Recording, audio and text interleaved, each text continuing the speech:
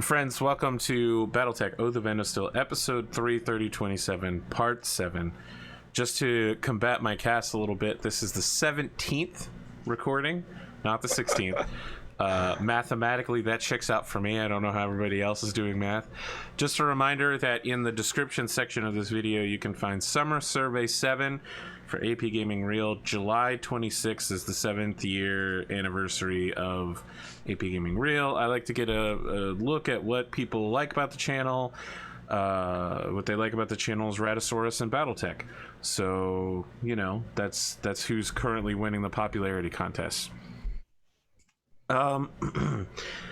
Previously on this show, I believe we left off with a certain villainous swine, some have called him, others have called him a legitimate former gangster gone revolutionary political economic mastermind. Others call him Dad now, since he is a dad. Sebastian Bassett laying down the law in regards to his new heir and how he refuses to accept the child as a bastard and is legitimizing them in what was almost certainly a snide but direct call out to a certain other. I wouldn't call you a former gangster, but you are a former performance entertainment artist, I suppose would be a legitimate way of describing your career. Yeah, I mean, that's fair. What I will say is this, is I was always planning on legitimizing Celeste after I had the twins born. Listen, you don't have to explain it to me. However, no, wait, I just want to finish. Let me finish my point. Please do. Now I don't want to because fucking he did it first. I know, it's so good, right? Because if you do it now, it's gonna look like you got directly called out. Exactly. Perfect. Yeah, so that's really fucking up my plans. I just want to point that out. So the first thing that happens in the episode is we see Tamare Hiroka. Her bubblegum pink hair is perfect. It's clearly a recorded screen from a Comstar message being sent from her dorm room in New Avalon Institute of Science, the specific sub-campus for people being trained in associate's degree in aerospace fighter craft, so repair, electronics, and flight. So she's just like, hey, I hope this is working, Jasper. I didn't hear from you yesterday. You didn't send a message. Just hoping maybe it got cut up in the Comstar batch. All right. I'll talk to you tomorrow. Then the date on the Comstar batch ticks by one, and there's a message from her. Different shirt. Now she's wearing a like New Avalon Institute of Science Dunkers, which is the name of their basketball team, jersey. And she's just like, I didn't hear from you again today. Listen, I'm gonna send a message to I don't know, Kuro, and I guess I can send one to the other guy. Of course she'll send one to Kuro. It's her family. Let's see if we hear back from him. So the next message comes 3 days later. The roots are starting to come in. Her black hair is coming in that pink. She looks like she's been crying. There's dark circles on her eyes. She goes, I haven't heard back from any of you. I hope that you're okay. Just send me a message as soon as you get back, okay? I'm sure this is a Comstar routing issue. The date flips 1 week into the future of that one, and her hair has been cut. Specifically, it's been shaved around her temples so that, I mean, is she knives now? No, but all of you have this, right? Because okay. you need it in order to attach to the neural helmet of your. So she's right. worked it into a okay. whole look now. So she's, she shaved the sides and she's got like the, respect, top knot type deal going on. Yeah, she's a little bit paler and she looks like she's lost a little bit of weight. And she goes, look, I didn't realize being away from home for so long would be so difficult. And you know, my aunt isn't really, she'd say, my mom isn't really pleased with me being here. I was just really hoping that you would get back to me. I mean, some of my friends tell me that when your boyfriend in a long distance relationship stops talking to you, it's a sign that he's cheating on you. But, you know, I'm trying not to listen to them. It's just messing me up a little on the inside. I know that you're steadfast and loyal. That's who you are. That's who you promise to be. So just get back to me as soon as you can. And then we see message after message after message for a full 4 weeks from that point, waiting for you to show up, begging you to send a message back to her. I'm gonna kill Edward Davies. I'm gonna kill him. I'm surprised that at no point did she try to hit up Kuro's wife. Kuro's wife, yeah. or fucking my fucking master of arms, like being like, he's fine. He's indisposed. Like there's literally no conversation. She didn't go to anybody. So Jasper, Classic this anime is you. The dropship is preparing to re-enter the atmosphere of Whittington, and this is you getting your Comstar badge of all of the messages you missed in the last 4.5 weeks. Yeah, and that's all I said is that I'm gonna fucking kill Edward. Okay. I'm so mad at him. I'm gonna kill him in a video game. Like I'm just, I mean, I want to remind you, he's with on him. the dropship with you. He's your personal tech. So. Oh wait, what? We have our mech techs with Yes. us. Oh right. Yeah, that's right. Then who's at home? Who's in charge of my home right now? Your crime guy, I guess. do you have anyone at home? We've never discussed it other than those two people. Well, Edward's wife, for starters. It seems like she didn't get a message addressed to her.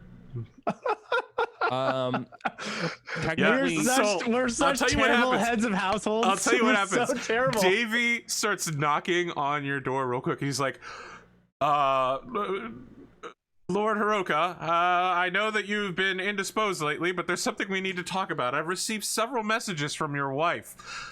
They just arrived in a Comstar batch file. Sir, I believe that maybe you should talk to her. In a scale, how many? So he says, well, 7. I look at mine. It says like the unread fucking email messages like in the hundreds. And I'm like, oh, you got off easy. I mean, you have one a day for that's what I mean. So for it's like 4.5 weeks. So right. So that's literally what, for 20, 30 little messages, 30 bold little things with the unopened mail symbol. Yeah, I'm like, so if you only got 7, you got off easy, Edward. He says, you need to come up with a plan. Easy, I don't understand, again. my lord. Have you considered calling your wife? Maybe putting in for a priority mail? A-class circuit to New Avalon? Yes, thank you. Like as I'm already like, you've caught me as I'm like putting on my jacket to go out to the. Well, your door is closed, my lord. You know, we decided to respect your privacy on this journey after your. Well, I don't like to rush headlong into things, Master Davies. I'm reading the messages that I'm picking up, and unlike you, I have a little bit more than 7 right now. So that's all. So excuse my delay. But yes, that is the number one thing I'm going to do after I understand what's going on. I understand, my lord. I'll get back to preparing your mech. What I would like you to do is to go camp in the Class A Comstar building and punch anybody who's trying to go into make a relay call until I get there. That's your number one priority. We're still landing the dropship, my lord. In fact, don't care. I will. I'm upset, and this is like I need you to do this and hold this for me. I'll see if we can locate a gopher on the ground. Fantastic. Okay. Oh man. All right. So I need to call my wife immediately. Yeah. Do I have any messages? Here's the thing. You're like when Davies does it, Comstar sets aside a someone to take your call, essentially. Like they have someone waiting for you on the ground. You get off at the spaceport, and Davies handles your mech being transported back to your both of your mechs being transported back to your estate, while you take a spaceport golf cart over to the hyperpulse generator. Everyone there is in white robes with the golden sunburst of Comstar. When you walk in, it's clear that people already know who you are and what you're here to do. and someone with They've been reading my messages. someone. Well, of course they are. It's Comstar. Someone with the Greek letter A, an alpha on their shoulder, moves forward. They're in their mid-40s. They appear to be a adept, which is like a mid-level Comstar functionary. And he says, Lord Jasper Hiroka, I take it. Indeed. I request immediate access to alpha priority clearance. Comstar. Of course. Someone with your level of financial backing could make this happen quite easily. Why don't you come with me and we'll get you settled into a room while we prepare a spot to record your message. You know, it will have all of the comforts of Comstar, a nice green screen, a hollow generator, all of those things. I am Adept Falcom. I don't know if you knew this, Lord, but I'm actually your personal adept. Your family's assigned one. All messages coming in and out of your compound are run through me. I give him a quizzical look. I was not aware of that. Well, many aren't aware of the level of care that Comstar provides for them. It's so rare for someone of your stature to come down here personally. We take your case very seriously. Thank you. Well, I have a very serious matter to discuss with my wife. You don't need to explain it to me. Your confidentiality is secured by Comstar. Peace of Blake be upon you. So as he's walking, he says, have you ever considered converting to the Order, my lord? It is the largest growing religion in the Inner Sphere. With all due respect, Master Adept, please do not use this time to try to convert me. I'm a little preoccupied. So he stops in front of a door and says, well, this will be you. And when you're ready, we can have the recording started for you, and it will be sent out this afternoon, priority A, for New Avalon, you say? Yes, thank you very much. And the addressee is your wife? Correct. I just need you to sign here on this box before you... Quick review of the boxes, or what's the EULA? The price of this message is insane. Like, hundreds of thousands of C-bills. Yeah, that's... You couldn't buy a Battlemech for this, but you could probably buy a nice tank. Yeah, I could probably buy a Locust. No, yeah, all right, that's fine. Don't dunk on Locusts, man. Locust haters. Locusts are perfect for taking out infantry. I'll take a Scorpion over a Locust. Wow, this is from a man who almost got dome zoned by a Scorpion. Yeah, I respect a Scorpion. What are you saying? That's exactly what I'm saying. I take a Scorpion over a Locust. Point made. Yeah. So yeah, anyways, I'm fine. Whatever the cost is. Yeah.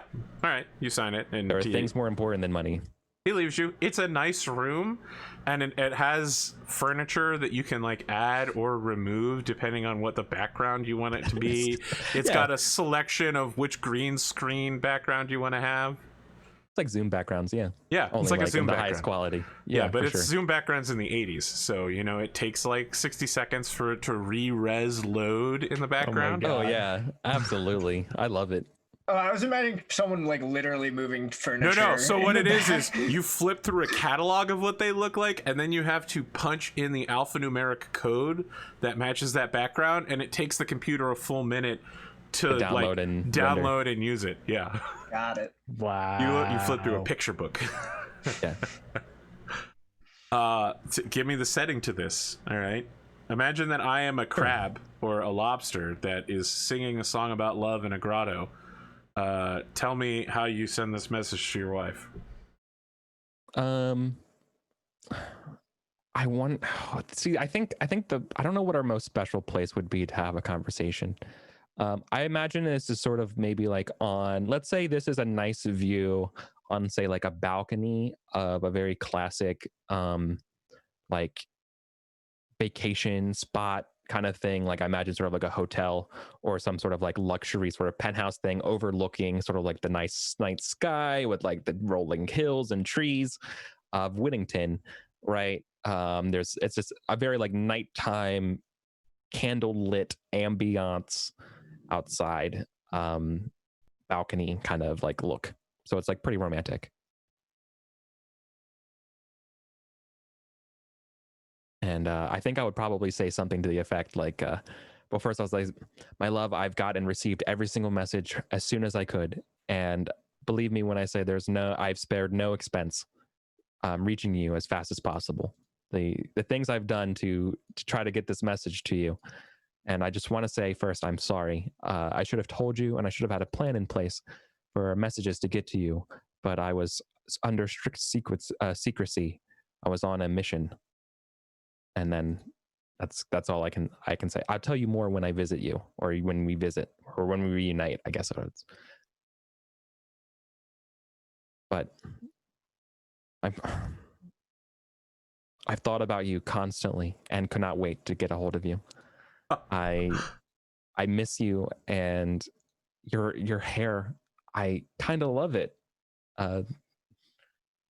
I'm so proud of you for following your dreams, but I'd be remiss to say that I do miss spending time together with you, and that these times apart have been some of the hardest. I sort of trashed a gym while you were gone. I can talk about that. Wasn't my proudest moment. Like, I miss you a lot, okay? And I hope you're doing okay. And well, I'm so sorry to stress you out. And I kind of do that like anime look away, look up past the green screen distance and say, I love you. I love you more than anything.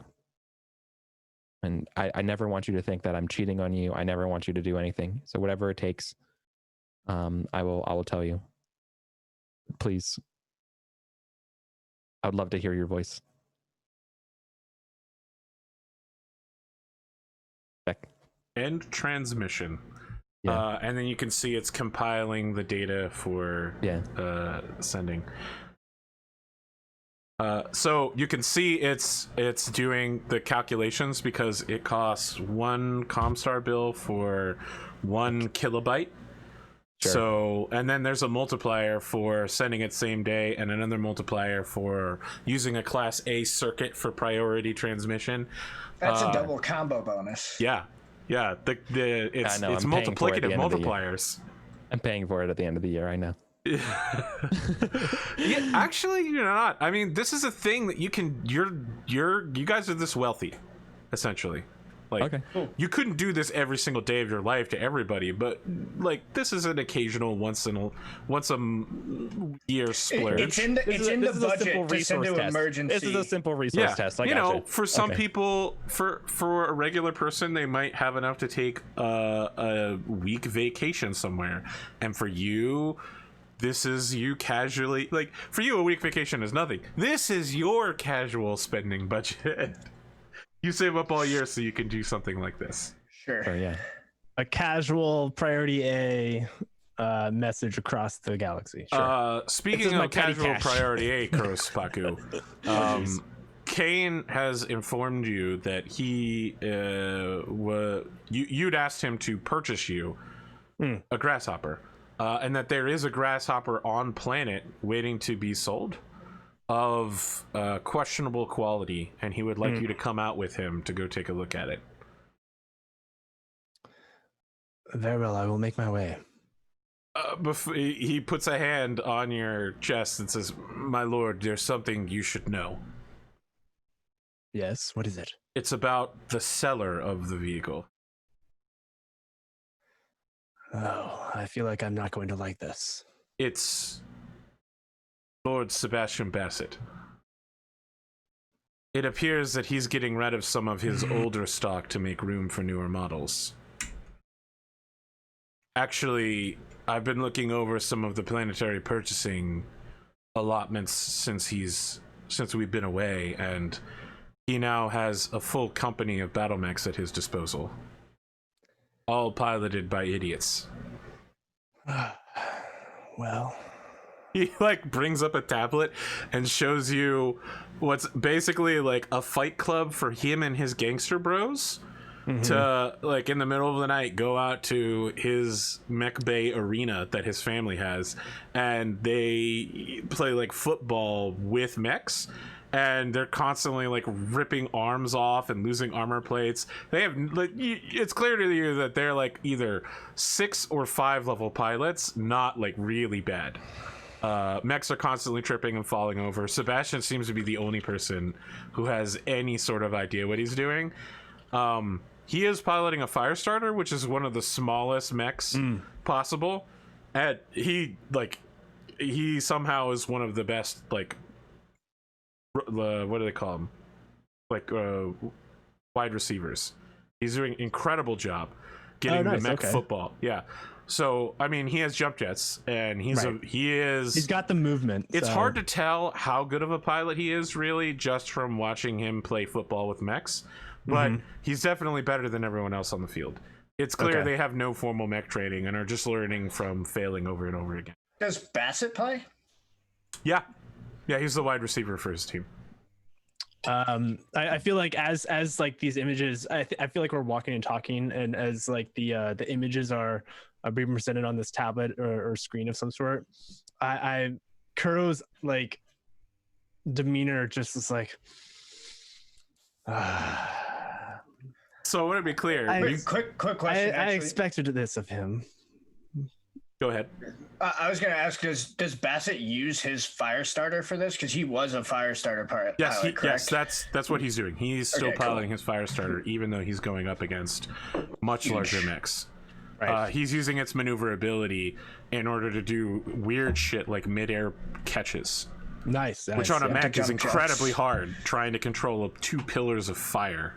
Yeah, jump jets and hands. Yeah, that's tough. Yep. He seems like he's pretty good. Right. So just to be clear, this grasshopper looks like it's been in combat. Right. It's being sold as is, which is why Vega wants to go. This is why Vega wants to go take a look at it. It's been punched in the shoulder. It's missing armor plates around the knees where it's clearly fallen.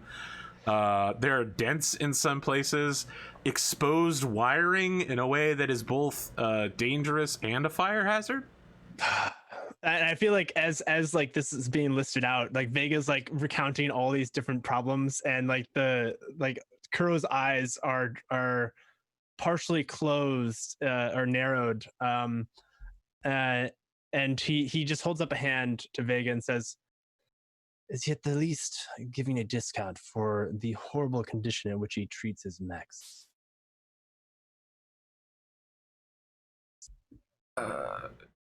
He doesn't say anything, nor does he nod. He just holds a steady face. Very well, let's continue. We will see this mech, and I suppose determine whether or not it is worth our time. Thank you, Vega. So the two of you take a quiet helicopter ride over there, and when you get there, you encounter Sebastian Bassett face to face for the first time in a while. Indeed. I want to be clear here. Sebastian has completely stolen Lachlan McDougall's style. He's wearing essentially the same suit you've seen Lachlan in a couple times right now. He's still got his Thunderbolt earrings. He's allowed his natural skin tanning solution to come off, and he's got a more natural skin tone now. He holds out a hand for you to shake and says, "Well, I didn't expect to see you, Kuro Spaku. Sorry, Lieutenant Spaku." That is Lieutenant, but I appreciate it regardless. He leaves his hand out there for you to shake. There's a hesitation, but then a shake is given. He does the double shake where he folds his other hand over it. Mm-hmm. It seems that you have been busy while I've been gone. Your veneer has adapted. My veneer has adapted? That is the most awkward thing I have ever heard you say, and I have heard you say some very awkward things, Kuro. Wow, I'm gonna write that one down. Your veneer has adapted. He like looks around for someone to write it down for him, but realizes there's no one with him. And he goes, "That's a big one." Okay, all right. Well, I Slaps you on the don't back. spend How you been? Where have you been? That is not important. I am here for a reason. Oh yeah, the grasshopper. Yeah, come take a look at it with me. Oh, this is good stuff. I see that you've been busy. Your fire starter skills are impressive. Oh, I've always been good with the fire starter. You know, excellent with it, really. I would love to hear of your tactics and some of the tricks, perhaps. I myself pilot No, listen. Why would I talk about how good I am with a fire starter when I could tell you about the history of this baby right here? He like knocks his knuckles against it while he gestures for someone to bring over a forklift to take you guys, not a forklift, but what do they call them, a cherry This picker? baby can fit so much, picker. Hopper. No, like AP, I wanted to ask you to like roll to see if something fell off when he knocked it. No, nothing falls off, but he says, well, let me tell you, this thing, when we found it. Hold on, AP, real quick. It's just like, no, let me take off into our dreams. And you guys are standing on the cherry picker and it's not moving. Our dreams. and then Give him a little lifts bit up. more credit, guys. Yeah, and then we see the profile. Yeah, the split shot. Giving You him go up no the credit side of, right now. You go up the side of the Yeah. grasshopper. I mean, right as he's- you guys are talking over, we see the giant arm with the fucking PPC. Yeah, it's so good. Not to interrupt your scene, AP, but like aside, Laser? like in Kuro's head, he's like he has become an absolute poser. Like he's just trying to like stitch together all the people he thinks are cool. Anyway, sorry. So as Large laser. this thing's rising, he says, "Look, we found this in a lake about 3 weeks ago. Apparently, some of the local crime syndicates with connections to the Yakuza have been hiding this here for the next time we face a serious invasion, so they could bring it out. You know, we had to send a scuba team down there, some divers. We played around with it a little, made sure it still works, but." He knocks on it, goes, yeah, it's not really my style, you know. I prefer lighter, faster mechs. I know that you guys in your what do you call yourselves, the Knights of Ferrofibrous? I know you guys are all into the bigger machines now, Atlas, Black Knight, but there's really something to be said for maneuverability, you know, that kind of deal. I couldn't agree more. Now, That don't is let one me of the undersell you on the grasshopper. Clearly, if your lance mates are moving up in size, you got to move up in size too. And you can't get much bigger than a grasshopper. Look at this bad boy. Tactically, I've been considering it myself as a option. As you say, my lance mates are elevating their size of mech, and it's important that I'm able to support them where needed. That said, I am concerned with the damage of this mech. You said it's in working condition, but Oh yeah, it'll start up. It'll walk around. It smells like an aquarium, dog. I feel like Kuro, like as the cherry picker is moving us up, if you wouldn't mind, I would like to inspect it more closely. Oh sure. I'll get in the jump seat. I'll let you pilot it around the lot. You know, don't take it over 30 kilometers. And I assume you have your pilot's license with you. Of course. He says, I'm joking. That's not a thing. All right, let's take this bad boy out, okay? Sounds like a plan. It takes 20 minutes to get the engine started, which is normal, right? Like, mechs don't start up instantly. And he has to enter in a verbal passphrase in order to get it started. So he asks you to step out of the cockpit so that he can disable the security system at the end. Okay. Just so you know, this is very normal. Like, most mechs have a lock on it where your neuro helmet has to be connected for authentication that you're the actual pilot of the mech, and then you also have to give a voice print of a phrase that you would say. Okay. So most mech pilots have a really edgy phrase like "death or dishonor" or something like that. You know, psych themselves up before the murder. I feel like as he's doing that prep, I kind of wave to oh man, I'm gonna get rid of my background. It's bothering me that I can't do my hand gestures, but I wave to Vega to have him kind of inspect some of the more key things just to make sure that I'm safe by entering the mech. As much as I'd love to trust Bassett at his word, I don't. Wow. All right. I mean, Vega. I've been investigating the dude. I mean, Kuro knows things.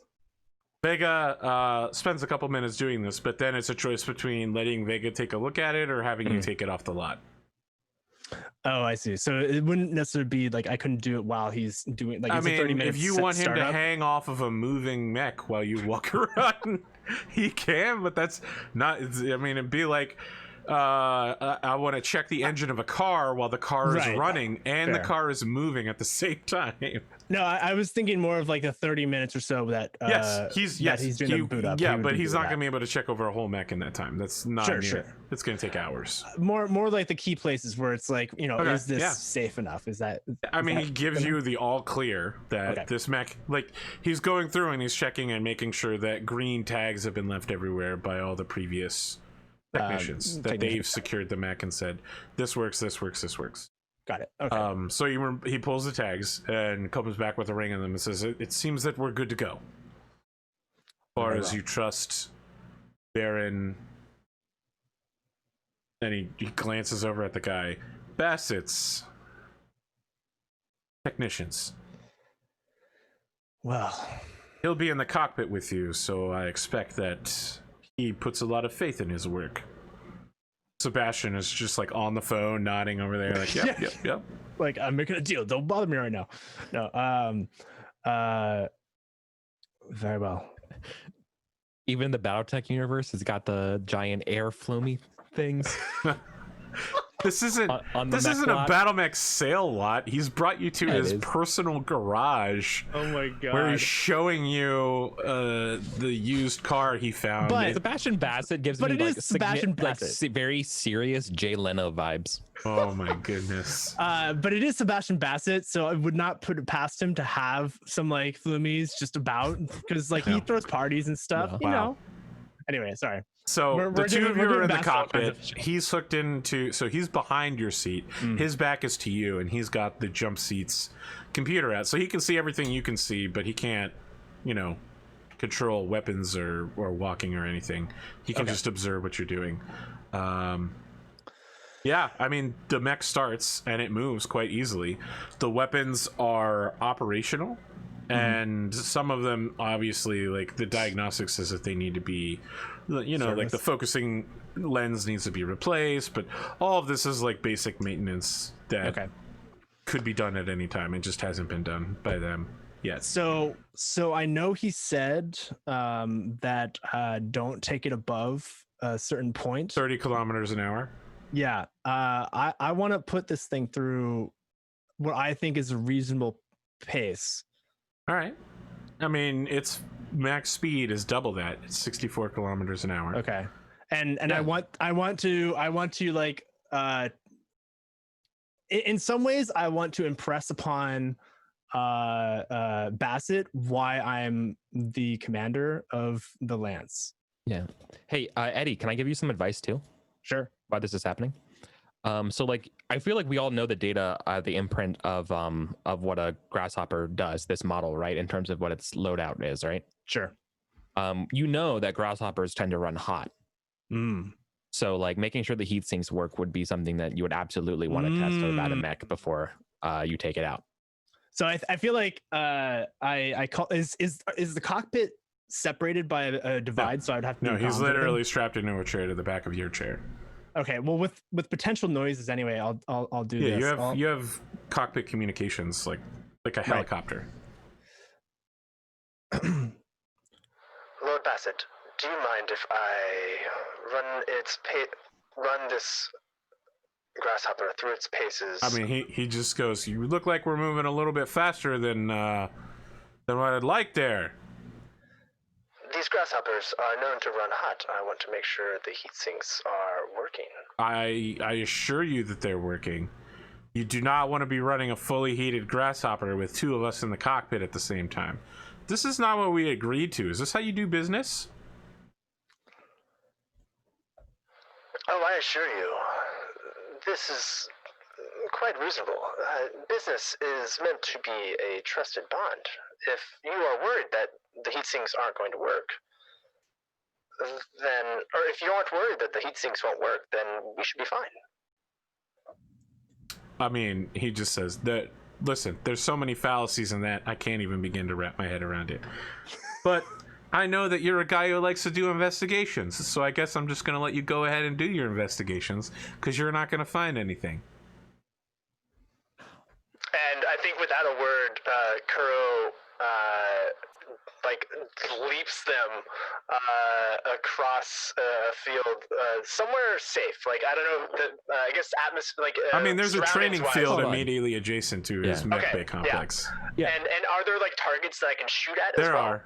And Like, the this active is- targets aren't turned on because no one knew that there was going to be, but there are like mech-sized, you know, cut-out targets you can fire at. And this is a heavy mech jumping, which we don't really see that much. It feels like you're literally in a space shuttle. Yeah.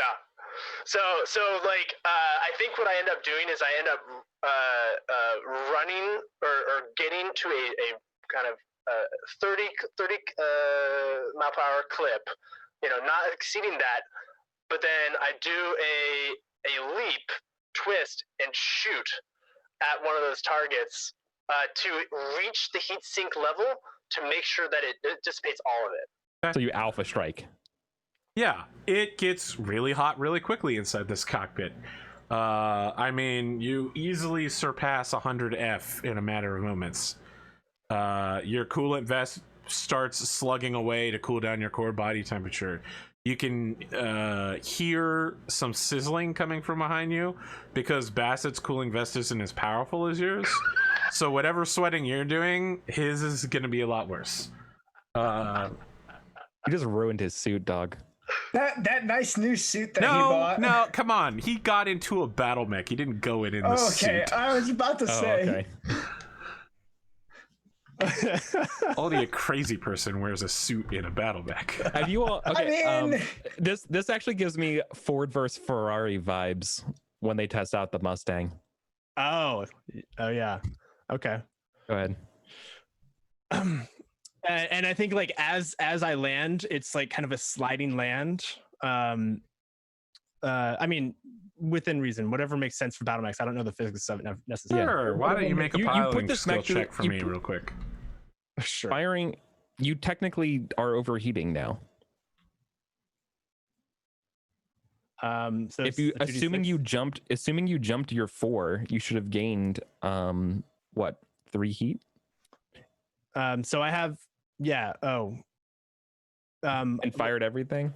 well, I didn't necessarily say I fired everything. My goal was to get to the max of equalized dissipation. Yeah. So and that's firing almost everything and jumping 4 hexes. So probably not the LRMs, Right. which would make sense because you probably don't have missiles in the mech. only the lasers, because I'm not going to waste ammo. That's silly. Yeah, it's not his. I mean, it's clear that these lasers haven't been perfectly calibrated. Like, they don't hit exactly where you wanted them to. Sure. But yeah, the mech heats up very quickly. I mean, you're pouring fire out of this mech. So in terms of piloting check, so I got a 9 on the die. You're good. Okay, cool. You land with your skid without any problems. Cool. Yeah, Bassett's just like, are we good now? You satisfied with the quality of your purchase? And I feel like I feel like Kuro, as he's like doing a shutdown sequence, like or moving back into the hangar to get us back to a position where we can disembark and everything like that. Kuro's just listening off. Well, it was a bit sluggish with the right arm and the left. The two jump jets seem to be quite misaligned, and just kind of like list off different things that he noticed weren't quite up to his satisfaction. I mean, he's rolling his eyes as he gets out of the cockpit, and he says, "So, I was thinking 5.5 million, but for you, we're such good friends. Special price, 5.5 million." He slaps you on the back. Yeah, I see you treat your friends well. Street value of something like this is 6. Would I mean, having Vega already looking this up and kind of trying to find me this this grasshopper, would I know roughly like a market price for this? And 6. does that seem reasonable? It is Yes. 6. Something else to consider. It costs about 8 experience points. Yeah. Well, something else to consider. I'm not sure how this could play out, but something, because we've been hurt before. Explicitly make sure that when you buy something like this, and this is a deal that's not considered a bribe. So actually paying with a reduced rate could be considered a bribe. Gotcha. And you, as a intelligence person, would know this because it's part of For your sure. ethics training. For sure. Maybe. So, I'm trying to think of like how I would phrase this. Buying this for 80 XP or not? I am buying this for 8 XP. Okay. Yeah. He gets you some paperwork to fill out. It's all very legal. Okay. It's so super legal in a way. It's very suspicious. You know. Yeah. He's got everything already ready to go, pre-filled out. Every I is dotted, every T is crossed. I feel like I mean, Kuro, again, being really wants to get rid of this mech. Yeah, being a suspicious person and also just in general not trusting Bassett, would have would really make sure would make sure that there is stipulation that like if anything were to happen with this mech, or rather if there's something that's found like a potential something that could be classified as sabotage or anything like that. Sure. It's got a warranty for, 50,000 mech steps or the first battle. All right, I'll take it. Awesome. Awesome. Got that powertrain warranty, 300 year. Oh my god. Very well. As you're leaving, Bassett. As you're leaving, Vega holds up your phone where you've been getting in like numerous notifications. Your wife is not home. She, as soon as you entered system, she departed for the southern beaches and is holding an economic conference for an undeterminate amount of time. She's inviting economists from all over the globe to help think tank economic problems. Is Lachlan invited? No. Well, for one thing, you're not an economist. Well, And I'm for a second thing, you're on a drop ship. inclined baron. For one, you're on a drop ship 7 days away, and 2, you're not an economist. So no, you were not invited. Oh, that They're seems lost. rude. So the notifications are simply that informing me that she's They are at- from her secretary informing you that she will not be home anytime soon. Got it. Okay. As you go through your messages, several weeks ago, there is a message from her secretary informing you that Miss von Hohenheim has moved back into her family estates.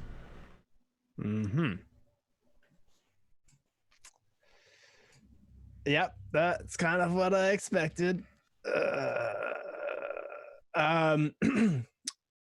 So I feel like there's probably a moment where Vega's like holding this up and Kuro looks at him and he gives a defeated sigh. I'm not sure what I'm going to do, Vega. It's political marriage, my lord. There's nothing that can be done. She doesn't understand our way of life, and that's fine.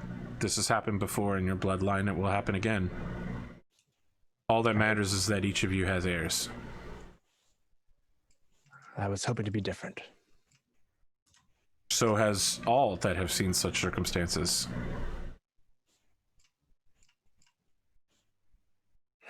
You have to take that emotion and you have to let it go. Sometimes it is difficult. Regret, loss, suffering, they're all illusions. You are wise, Vega. It is very true.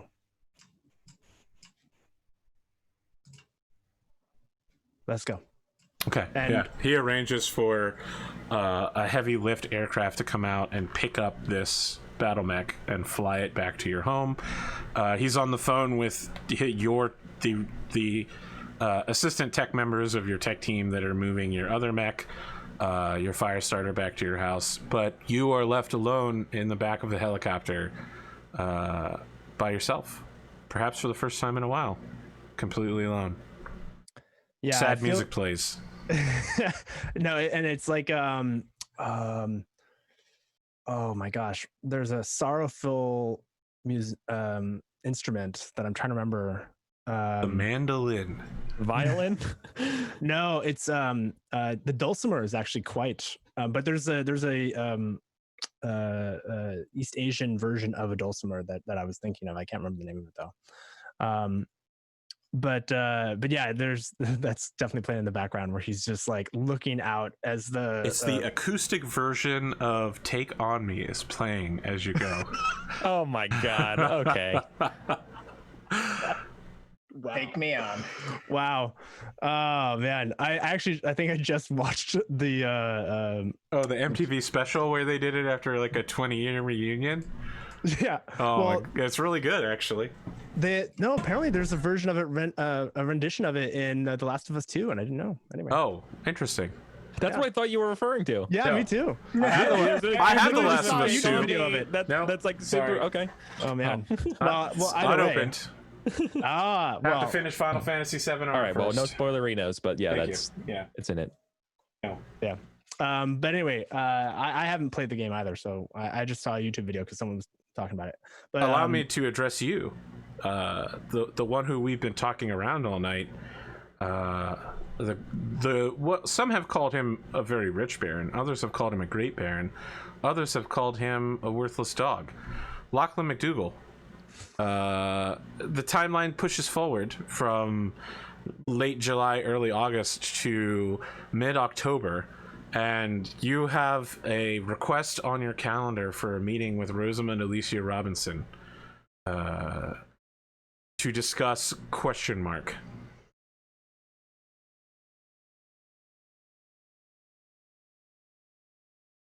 Sam? I'm sorry. So it one more time with the question. It was a question mark where? So you've got a request on your calendar to meet with your mistress. She is Right. asking to meet with you, and your like secretary doesn't know whether to take the request. The question mark was whether to take the request. That was The piece that was not contents of the understanding. meeting are not. She just said, "I need a meeting," basically, and the secretary's like, "What for?" And she's like, "It doesn't matter. Just put whatever." Lachlan would like to see his wife before this. Very well, of course, yeah. But like I don't have like a specific like conversation in mind or anything. It's just like Lachlan is going to see his wife before All right, he sees so his you mistress. catch Senya. She's moved her horrifying science experiment into a warehouse attached to her estates and is disassembling and reassembling it in a very, I'm going to say, a sciencey way. You know, there's wires everywhere, sparks occasionally, huge banks of supercomputers. There's a lab coat and clipboards, all to make it all seem very serious and sciencey as the backdrop of this conversation. Her style has changed. Before, she was very the widow at the edge of her estates, looking over the sea cliff in a storm, thinking about her departed husband, who she maybe killed.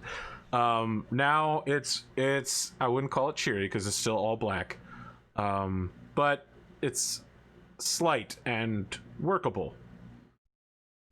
Yeah. Lachlan, comes in his normal, like, kind of over dramatic fashion. There's no one here to over dramatic except for her. Right. Well, yes, but it doesn't matter. It comes in like big and excited and like runs up to her and is like, Xenia, my darling, you look excellent. I love what you've done with the place. All right. Yeah. She presents her cheek so that you can kiss it. Yeah, he will do so. All right. And she says, "Thank you. How have you been? It's been too long. I've been practicing with my Phoenix Hawk." Really? Yes. I decided it was time to take it out of the lot, you know. That is great to hear. Well, my doctor disagrees. Oh. I didn't realize that was a concern. Yes, your doctor tends to not want you to pilot Battlemechs when you're pregnant with twins. Yes, That's why I'm doing something safer. That's probably for the best. However, once the twins are born, I don't see any reason why you can't get back in the Shadowhawk. I mean, it's a Phoenix Hawk, dear. Yeah. An alarm goes off somewhere, like a radiation alarm, and she hits a button and says, "It's fine. Don't worry about it. It's just acting up." He's like, you can see that there's an ominous blue glow coming from one of the parts that she's testing. Yeah, Lachlan's like, maybe we should. Best acting. Maybe we should get out of this building. I'm telling you, it's perfectly fine. I work here all the time. Right.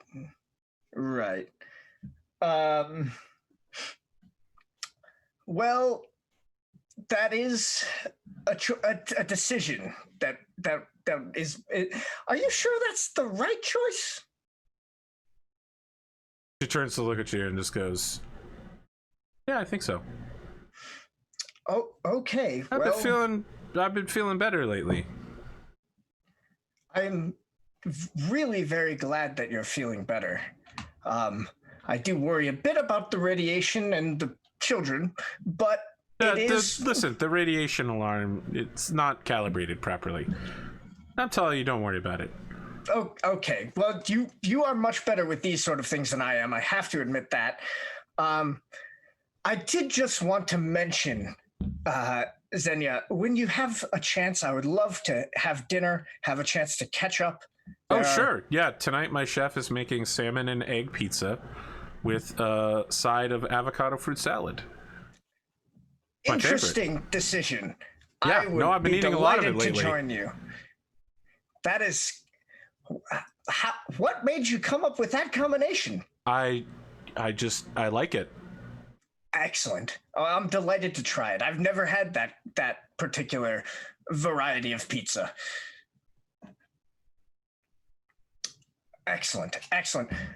Xenia, I have to take care of some business this afternoon. I will meet you. What time were you thinking of dinner? What time were you thinking of dinner? How's 6 o'clock? Acceptable. Perfect. I will see you at 6. She picks up a tape recorder and hits the record button and says, "Dinner at 6 o'clock with husband," and then hits the stop button. Yep. Lachlan will head out. Pretty solid conversation with his wife, all things considered. As you leave, she picks up a set of glasses and then adjusts them so that the glass frames flash. Wow, that was way harder than I thought it would be. And then she says, "Now let's begin the real experiment." As she takes two couple eggs and couples them together, no. and the blue thing starts glowing bluer. Oh no! What else are you doing? I'll go meet with Rosamund Robinson. Your mistress? Well, former mistress. I don't know. Does it still count if you're no longer sleeping with them? I think it still counts if you're the baby daddy. Fair enough. Definitely still counts. Okay. So she's seated in her office in your estates at the art director's office, because that's what her actual job is. And you could see little Celeste is running around in circles around her. When you come in, Celeste moves to hide behind her mother, and Rosamund is just like, "Okay, Baron, how nice to see you. I'm so glad you could take my appointment with you." Of course. Anything for my daughter. He's gonna look at Celeste. Celeste peeks out from behind the chair to like stare at you, but you know it is a stare. Yeah, he's Like gonna she's smile. not sure about you. She says, "Well, I'm so glad that you're here about Celeste because that's what I wanted to talk about. Excellent. Halloween is coming up. I wanted you to take her trick-or-treating. Celeste and Harmony have already picked their costumes, and Celeste has asked that you go with her in a costume, which I have picked out for you. How far from now is Halloween? It's about 2 to 3 weeks away. Okay. Lachlan will say, that sounds excellent. I do know that there is some desire for me to spend more time with the Countess as well. I've talked to Sir Irwin about it. I don't see why there would be any issue with this. So she looks at you and says, yes, spending time with your daughter should be the priority here. Of course, it is. However, not everyone just gets to go trick-or-treating with the Countess Harmony Lake. I hope you understand how that works. So she dramatically puts her hands in her head. And the fact that me and my daughter can do that is a testament to where you are right now, Rosamund. So she slides over what your Halloween costume is going to be. I want you to imagine for a moment, you're an educated man. You went to college, correct? New Avalon Institute of Science. So you're aware of a specific breed of mech called the land air mech. This is a mech that essentially was the entire genre of mechs was dumped as a horrible performance. So these are mechs that can transform into aerospace craft and back. Unfortunately, they have a tendency to explode. They're worse than either of the things they pretend to be at all of the things that they're capable of doing. The only thing that they're really good at is like scouting.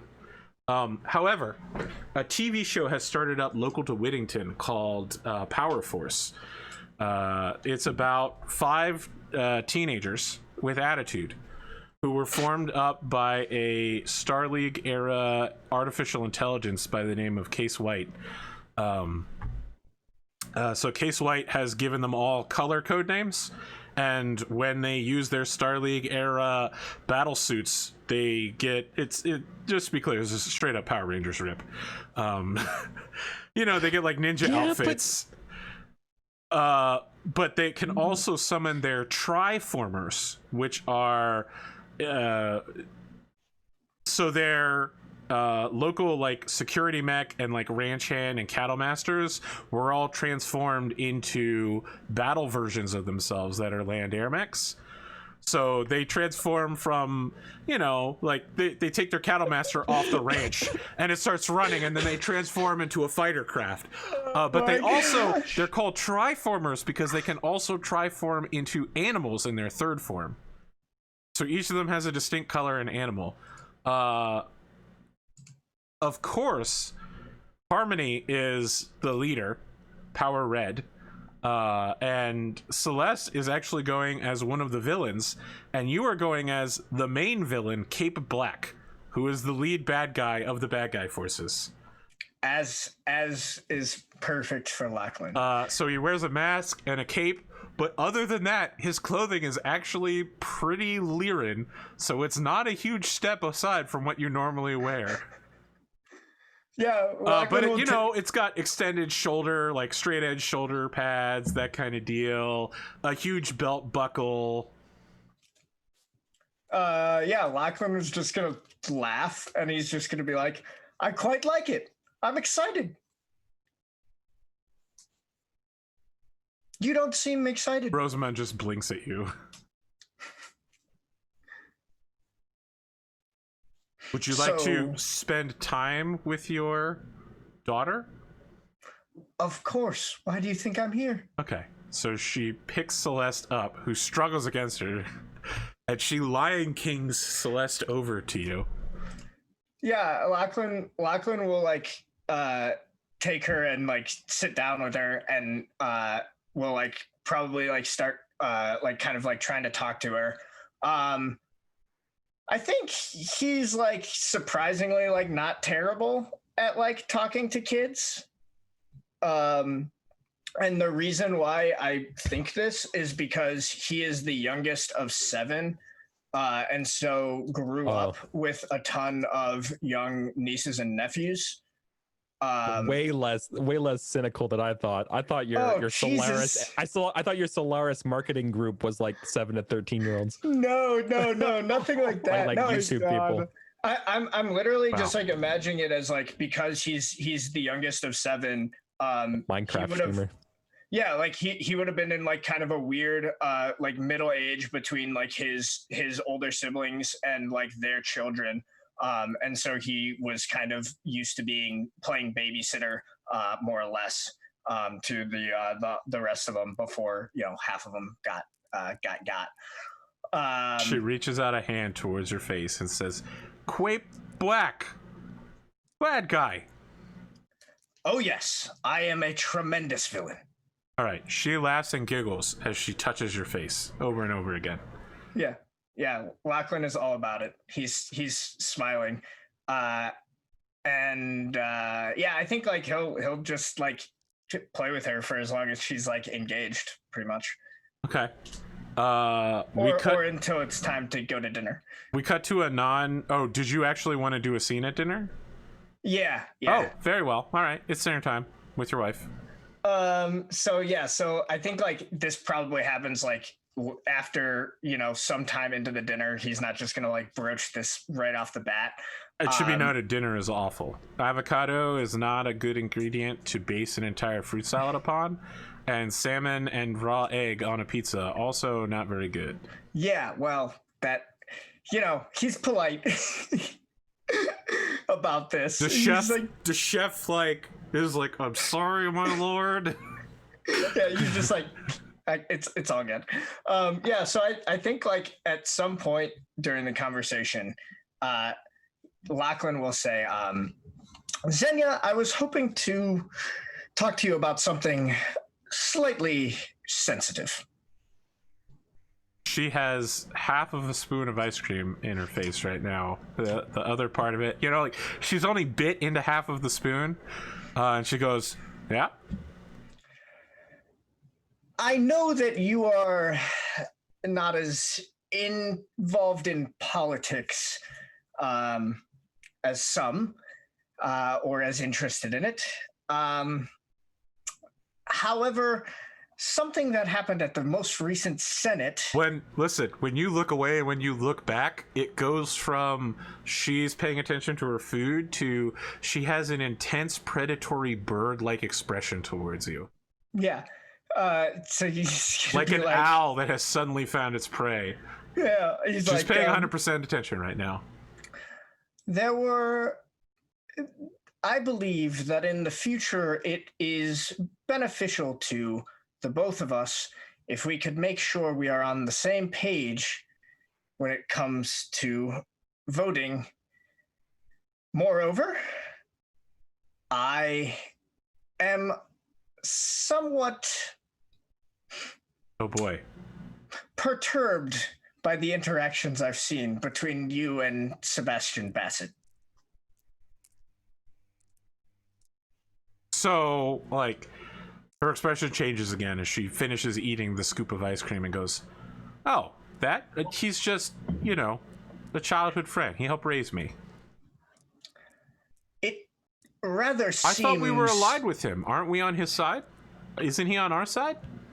We are tacitly aligned with Sebastian. I would like to keep that political alliance going. However, this is beyond the simple political, though it does extend into that arena.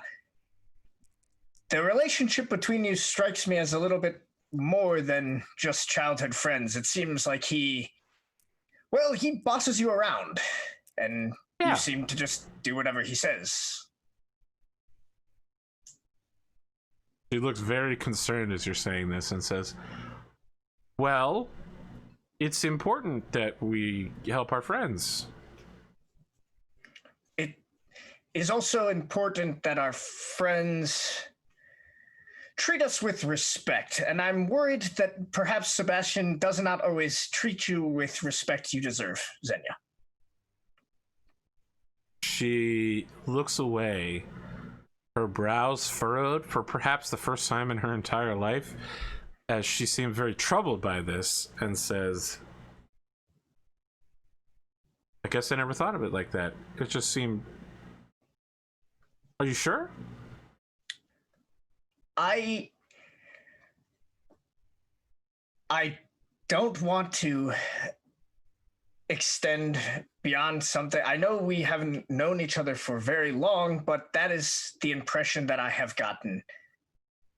And I felt remiss not bringing it up to you. I knew that I had to.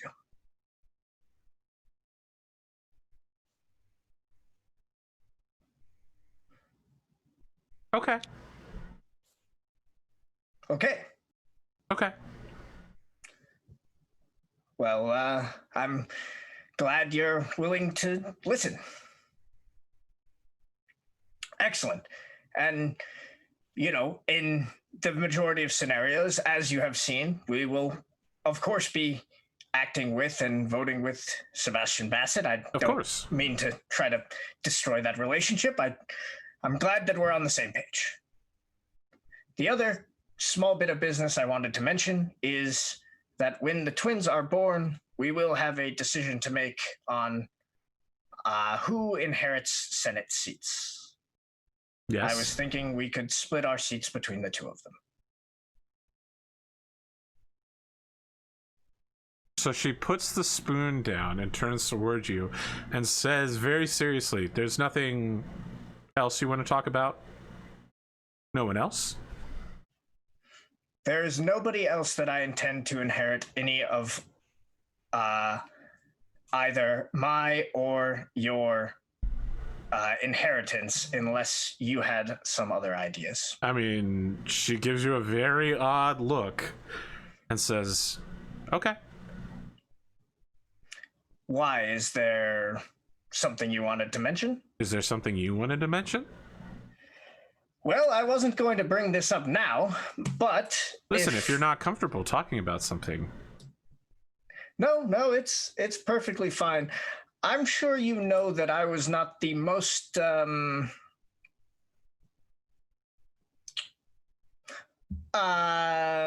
careful individual before we were together. She nods. She goes, yes, I've seen your Solaris Holovid fights. It's clear to me that you do need someone to take care of you. Yes, and my behavior on Solaris also extended to other sorts of indiscretions that also may have happened sometimes on Whittington, before we met, of course. And as a result, I do have another child. Yes. She doesn't seem surprised by any of this. Yeah, and she's like, if you are all right with it, I was thinking that after the twins were born and everything was established from a inheritance perspective, adopting her into the family to try to make things right as I can. However, I do not want there to be any issues with the passing down of this seat. As long as we've agreed that one child will inherit the McDougal line and one will inherit the Menchikov line, and that this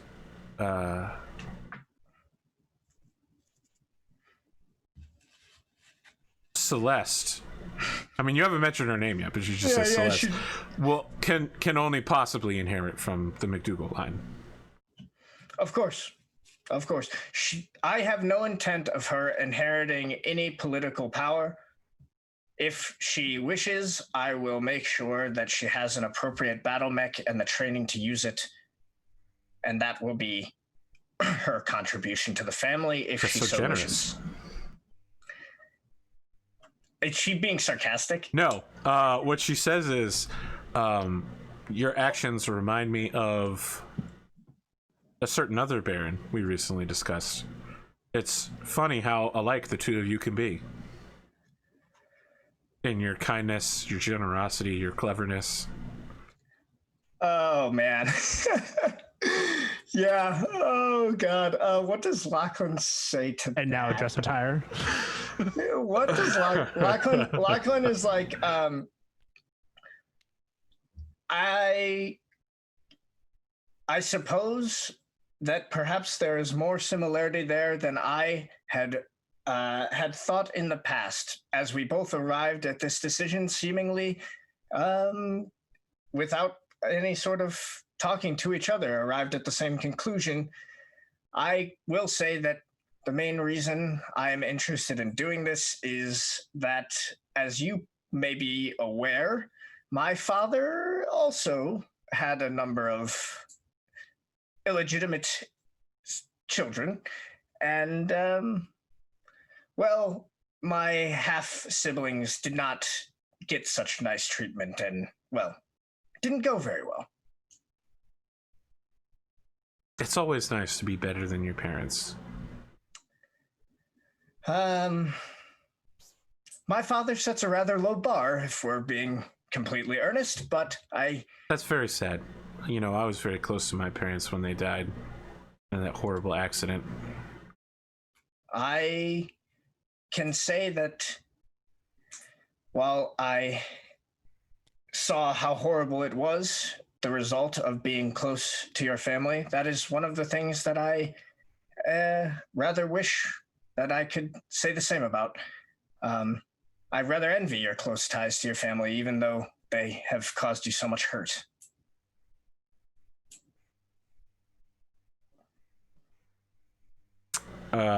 She takes a pickle and dips it into the ice cream bowl and then sucks the ice cream off of the end of the pickle.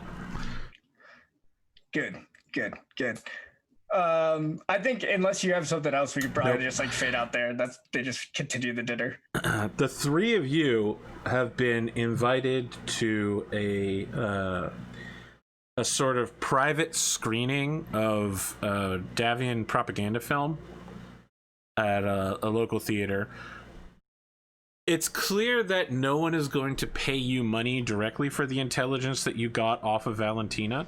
However, the Davian government, perhaps even so far as the First Prince, have been sliding your family's tax breaks, lucrative deals, grants, some land expansions.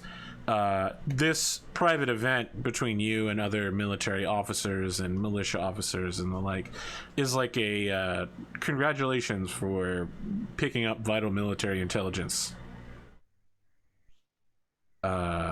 Sure. The name of the film is... Yeah, what's the name of the film? The name of the film is The Silver Fox Strikes Again. It's about a retired military officer who comes out of retirement in order to... But not Immortal Warrior, strictly. Yes, it is literally the Davian version of Immortal Warrior, but instead of being like super actiony, it's more like Jason Bourne. Oh, it's the DC version of the Marvel movie. It's more like if Tom Clancy wrote Immortal Warrior rather than Michael Bay. Oh, it's the thinking man's Immortal Warrior. Yes. Right. Okay. You know, there's romantic love interest between the Silver Fox and a much younger, hotter woman, and It's full of the same problematic shit that other ones. Yeah. All right. do you all attend? What's... Yeah, I mean, I don't... Are there implications for us attending? Is No. the question. No, it's just basically like a quiet, informal ceremony. Like, you're not expected to show up in uniform. It's not an official event. What would we be doing otherwise that needs to get done right now, pressing as a Baron? There's As long as nothing I'm not- particularly pressing yeah. for any of you. Yeah. I've had a chance to go You do home have at one this issue, point. but we'll talk about that later, Jasper. Oh, okay. Your God one damn it. issue is the repair costs on your agromechs has skyrocketed lately. There's been a lot of replacement parts, like way more than normal. Oh boy. Oh, yeah. Well, that would kind of be interesting. It's not a Okay. high priority thing, but it's something that's going to Okay. require an investigation later. Oh, okay. All right. That's fine. All right, so Someone's- all of you wind up at this movie theater. I can't wait for the Gotti Battlemaster Legion. Oh my god. All right, go ahead. As you all are leaving the theater, people have been like clapping you on the back, congratulating you on your intelligence, talking about how great the movie was. There was a character in it that was based off of Lachlan McDougall, like very obviously. Like Lachlan has risen to the kind of small screen Whittington fame that would allow him to appear as a parody of himself, background character. Nice. You know, he was in one scene in the background. Lachlan is so happy. So happy. Fucking made it. As you all are leaving, all of you, so let me be clear, your sixth sense and your combat sense kick in while this is happening, Kuro. All of you can see that a white panel van is stopping at the bottom of the movie theater steps, and like a guy steps out. He's got a submachine gun on one of those neck straps on the front end of his body, and he holds up a phone and points it towards all of you, and another guy gets out and says, "Yep, those are the guys," and he shouts, you know, like Lord Draconis says hello, as he starts raising the SMG. However, Kuro, because you have sixth sense, you also catch a flash in an apartment building across the street from the 50th floor, where there's very clearly the barrel of a sniper rifle and the glint of the setting sun off of the scope. So like one of these is a ham-handed operation that's happening, and another is a very like let me be clear, strike. The three of you don't have body armor on right now, so an SMG will definitely. Really, Lachlan? You go to a movie theater and body armor? Yeah, no. Just kidding. Why can't normal people want to kill someone? Kill them when they're going to the bathroom. Yeah. Cosa Nostra style? I do think Lachlan would be carrying the laser pistol that I bought at character creation. Listen, we'll talk about that during the week. I just want to set up this is the final scene as we see the sinister barrel of the sniper rifle and the telescopic vision of Kuro as he notices what's happening. I feel like there's like a should have stayed home and worried about my aggro mechs. There's a there's a jump of Kuro's eyes where his eyes flash between the SMG and like as time slows, between the SMG and then the flash of the glint off of the sniper scope. I want to be really clear here that if these two clowns getting out of the van were competent, like they would have hosed all of you down before you ever had a chance to react. Right. But exactly. they're like, this is their first time doing a hit, as far as you could tell, and they weren't really sure who they were supposed to shoot at. The guy is trying to get a bolt. He's trying to get it into the chamber, and it gets stuck. And like you have a little bit of time before a reaction starts. And that's where we're going to pick up the next session. Oh, man. Yes, finally, some ground combat. It's going to be ground combat, and if all of you are alive, we'll be talking about the Kerensky Ball. And I definitely think that you should be considering what political issues you're going to put forward for the Senate session, if you have any that you want to put. Oh, yeah. Hell yeah. Comp with those. Revenge for Lil Draconis.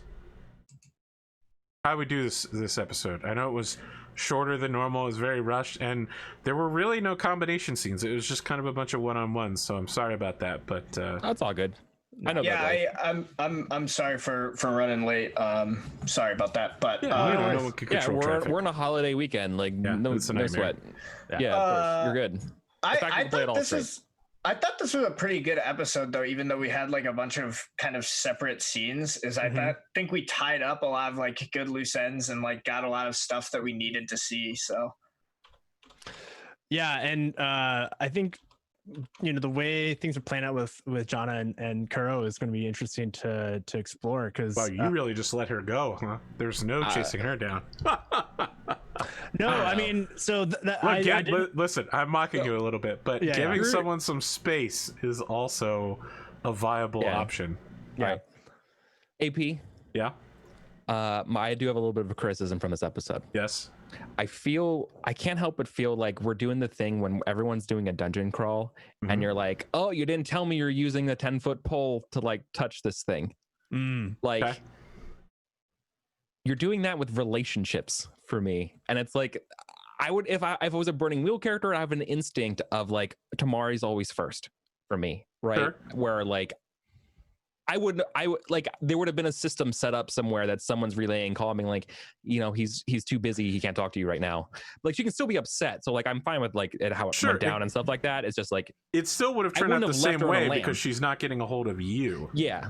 Or your friends. Yeah, but her being upset, being like, you know, I keep getting the runaround message or blah blah blah, like the system you set up. The dialogue would have changed slightly, but the end result would still be the same. Exactly, that's all I'm saying. Is that that's why it's like a minor criticism. Like it's not a big deal, right? You know, that's all. I mean, and kind of to piggyback on that a little bit, I think with what's happened with Jana, you know, a lot of what you've done has been fantastic. It's one of those things where I think playing into Kuro's introversion, or is that a word? Like being an introvert and not necessarily being able to open up with her as well, and not being able to communicate as well with her makes a lot of sense. But it is one of those things where it's like you'd think as an intelligence officer as well that Kuro would have some sense of like how to communicate with his wife because they're somewhat independent. I agree. However, I believe we let the dice decide those things and the role play, and so far they've been going one direction. The dice have not been friendly when it has come to your interactions with Jana the couple times you have rolled, unfortunately. Yeah, well, especially the key ones where it was like the ones where if I said the wrong thing, it was bad. Right. I want to remind you, the last thing you said to her was to blame her for the situation. Well, that wasn't my intent, though. We don't talk about that. We don't talk. Yeah, that wasn't my intent with the statement. But that's the thing. Yeah. People take messages at face value or how they interpret it, not how we want them to. Well, and that's the thing I deal with personally as well, because it's like it's the ancient conundrum. Does this dress make me look fat? How do you answer that? Oh my God! I don't feel very well. I need to use the restroom. Yeah. When it comes to that, seeing what Jasper and Kuro are dealing with, you know, I feel like I'm like just waiting for the train to hit me with how smooth things are going for Lachlan and Xenia, because I'm just like coasting off of a couple of good rolls, and so it's just a matter of time before things stop just going so good over here for Lachlan. Well, I think also you've role played well too. Like, you know, some of the ways that you've communicated is good. Also, I think with the way that Xenia, her personality is a little bit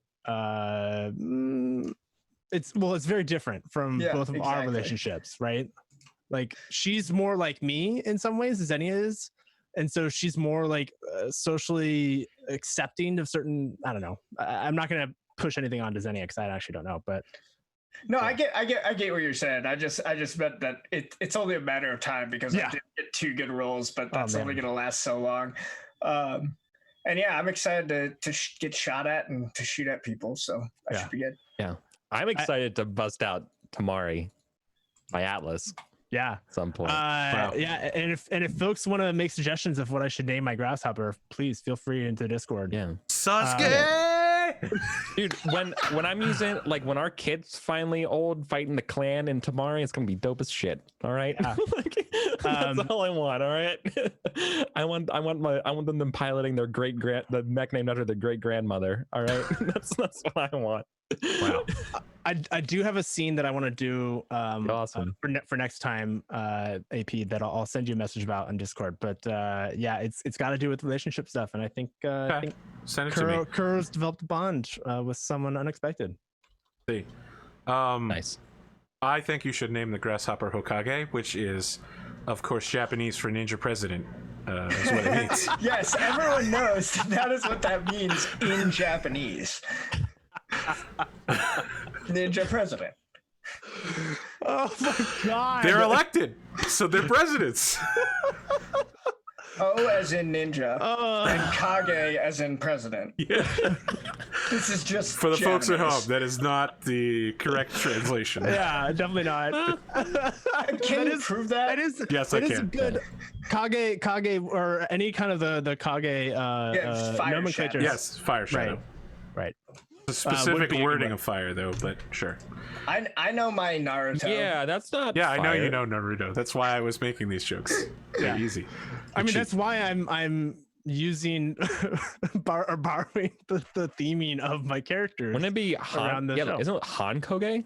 That's I don't know. Listen, I there don't are know many Japan. different ways to say fire in the same way we could say fire, flame. Oh, sure. Yeah. yeah. Okay. Right. But I'm excited. I'm excited to see where this goes. Perfect. Always. What do we call this? 3 experience points? I Seems- believe seems you're picking reasonable. up a new special That's 3. piloting ability. I 3's pretty generous. I believe that I am picking up a 20-point special pilot ability, which I think is called Sharpshooter. Yes. Yeah, it's 20 points. Mm-hmm. That lets you do called shots. It basically makes it so that if I As if you had a targeting computer. if I don't move, I can make called shots with one of my weapons, which will of course usually be the PPC. Just know that a call shot is a -4. Yep. Okay. But No, I plus mean, 4. it's a plus. Sure. Yeah, but if I'm standing still, I'm starting at like a 4 already, so it's still only an 8. Yeah. Once you get a mech entrenched though, and they're not moving either, they're fucking It's basically just really the main Four. reasons that I got it are two things, just like for the folks Look. at home. One is like if I'm just like actually like sniping people and only using one weapon, it's useful for that. And then 2 is for the situations where I've way overheated and I only need to can only shoot one weapon so that I can decrease my heat. I can still be dangerous. Yeah, the easiest shot you're probably gonna get realistically is probably that called shot at like a 9 or a 10. Yeah, but like that's kind of what I'm counting on is like it's fine, but it's for a situation I know I'm not going to do much anyway. So let's go for it. And if I hit Right. ahead, then we win. Can you hit it? I don't know. We need to discuss it, but I'm not sure I'm comfortable with you being able to hit ahead that easily. Then we should talk about it after before I take the SPA. Like you will trivialize encounters. We can talk about it after. I don't think Yeah. it's terribly It's not unbalanced, but we can talk about it after. Okay, yeah. If you don't like it, I'm totally fine not to. Yeah, I think the thing, yeah. Well, okay. Yeah, we'll talk about it later. I mean, just to be clear, you can only fire one weapon and you can't move. And the 2 hit gets a +4. So yeah, I mean, because your damage fall off on that is incredible. Like, there are mechs you can instantly, very small mechs you can instantly decapitate with the PPC to the head. But you're also stating that that's basically a whatever % chance to destroy a mech, which is way better than trying to alpha strike multiple turns, right? If you can just spend 1 turn to auto win, I feel like I'm gonna roll those dice way more often. But that's not really what I was. Yeah, no. From where I'm at is like while I don't think the SPA is like unbalanced or anything, if you don't like it, I'm totally willing to not take it. So we can just chat about it after. It's not a big deal. Yeah, the only thing I would say is that I kind of like what Rogue Tech did with it, which is where like you actually have a targeting computer and sharpshooter, which lets you do it. Like, but like you need kind of both those requirements to kind of do it, which kind of makes more sense to me. Or if I mean, if you have a targeting computer, you can already do this. Yeah. So with sharpshooter, if you have them both, you get a bonus. But yeah, so you know what? Fuck it, do it. Let's just do let's see how it plays, and we'll make a decision from there. We can exactly. Right. We can refund you 20 experience points. Yeah, my instinct is that it's bad, but I'm not going to say like let's not play the game. You know what I mean? Yeah, that makes sense. Well, we can start with it now, and if we decide we don't like it, like I said, I'm totally open to not having that ability. So if at any point, I want to see Celeste McDougal using a Hollander down the line. Yeah, if anyone is doing it, it would be you, right? As a duelist. So like it makes sense to me. It's not like just a random pickup. Yeah, like that it tracks for you. Okay, nice. All right, cool. As well, you know. Yeah, I definitely agree. That was definitely part of why I was looking at it, is because I've been focusing on sharpshooting. I thought the 5N was like the basic grasshopper, but I'm a dumb 5H. Yeah. 5H, yeah. 5H has the large laser, I think. Yeah, that's why I like the 5N one with the PPC and Right. it gets rid of the stupid LRM5. Well, and like, Well, my those are thinking- specifically meant to hurt light mechs. So Mhm. I think my intention with getting the grasshopper now is that I can do that upgrade later on, right? Once that technology. Yeah, we have to spend a cajillion dollars on getting that mech bay Yeah. upgrade. yeah. So I mean, the 5N isn't even available until the It's like 12 3040s. asses. Yeah. Yeah, exactly. Yeah, 12 assets Or 4 awesome. years. A piece. over 3 years. Yes. Yeah. No, not so. Total. It'll only belong to whoever builds it, right? So if you all pool it together, you can say it's your family's, or if one person builds it, it is that family's. Yep. Well, obviously we Wow, would form a company. pluralizing that in conjugating it, maybe I don't know what you call it, but. Where to place the parentheses on the S there was difficult in English to say out We would have loud. to form a group, like Yeah. a coalition of it, and that would be like a company, right? Right. Sure. Like an LLC that owns the mech. We're gonna holding company, Yeah. tax Kuro- write-off purposes. Yeah. I mean, to some extent, Bang, Kuro already LLC. yeah. I mean, to how some else are we going to upgrade our Cattle Master Legion? So I'm fine with it. To some extent, Kuro already has that established because the where he's got all sorts of tutoring that's going on and training, and it would make sense that perhaps that he would do something with that, and you all would just join in as partners and investors in that potentially. You're gonna give What the fuck? Partial con- Hollander. Oh, partial God. control of your company to everybody else. No, nothing like that. No. It Okay, was, I think maybe yeah. forming a separate company Wait, is what? better than That's the folding it. Hollander Yeah, the no, Hollander. I was more the just, Hollander I was, is a Gauss rifle that walks around. with legs. Yes. Yeah, it's, Yeah. with a fucking Cyclops system in it. Oh Yes. yeah, of I course. love the Hollander. I also like the Pack Hunter, which is a ERPPC on legs with jump jets. Nice. Yeah, that's me. Very fast. I love me. I love my Griffins. I love those mechs. So that But they're sounds like lighter my bag. and faster. Yeah. And in some ways, they're better armored than their 3025 compatriots. Oh, for sure. Yeah, we're not in the right part of space. I mean, but I would have. Pack Hunter I is would a have. clan mech, so. ah, All right. All right. We're good? Yeah, we're good. All right. Then let's wrap this up. Have a good day, folks. at Yeah. home.